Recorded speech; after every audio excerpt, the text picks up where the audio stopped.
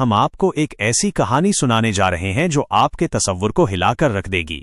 یہ کہانی ہے لالچ، خوف اور ادھورے چلے کی، جو سننے کے بعد آپ کو بار بار سوچنے پر مجبور کرے گی۔ کئی سال پہلے ایک گاؤں میں اکرم نام کا لڑکا رہتا تھا۔ اس کے کپڑے پھٹے پرانے، جوتے ٹوٹے ہوئے اور پیٹ اکثر خالی رہتا۔ دن بھر کھیتوں میں مزدوری کرتا، مگر شام کو گھر آتا تو ماں کے چہرے پر پریشانی اور بھوک کا سایہ دیکھتا۔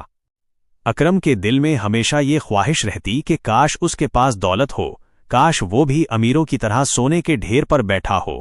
ایک رات اس نے خود سے کہا، میں غریب پیدا ہوا ضرور ہوں، لیکن غریب مرنے کا ارادہ نہیں۔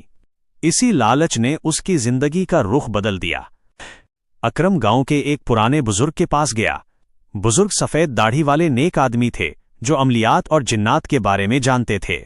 اکرم نے ان سے کہا، بابا جی، مجھے کوئی ایسا عمل بتا دیں کہ میں امیر ہو جاؤں۔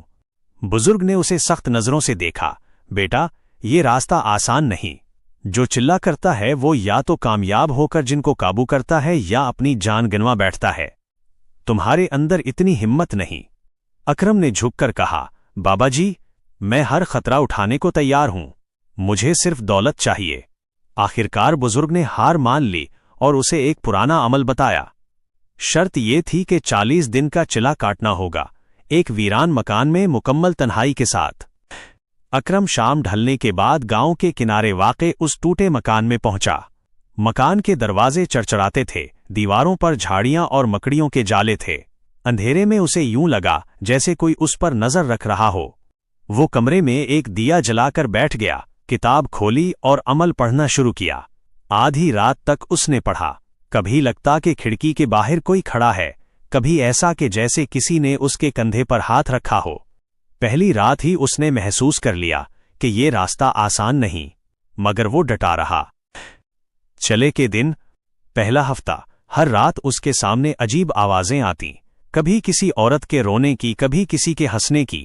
دیواروں پر سائے حرکت کرتے اور دیے کی لو کانپنے لگتی۔ دوسرا ہفتہ، اس کی نیند اڑ گئی، آنکھوں کے نیچے سیاہ حلقے پڑ گئے۔ کھانے پینے کو کچھ نہ تھا، صرف تھوڑا سا پانی اور خشک روٹی، لیکن لالچ اس کی بھوک پر غالب آ گیا۔ تیسرا ہفتہ، مکان کی چھت پر قدموں کی آہٹ سنائی دیتی، کبھی دروازہ خود بخود کھلتا اور بند ہوتا۔ اس نے کئی بار دیکھا کہ کونے میں ایک سایہ کھڑا ہے، مگر جیسے ہی وہ قریب جاتا، وہ غائب ہو جاتا۔ چوتھا ہفتہ، اکرم کی حالت بگڑ گئی، چہرہ پیلا، جسم کانپتا ہوا، مگر آنکھوں میں دولت کی چمک۔ اس نے سوچا، اب تو کامیابی قریب ہے۔ جب 38واں دن آیا، اکرم عمل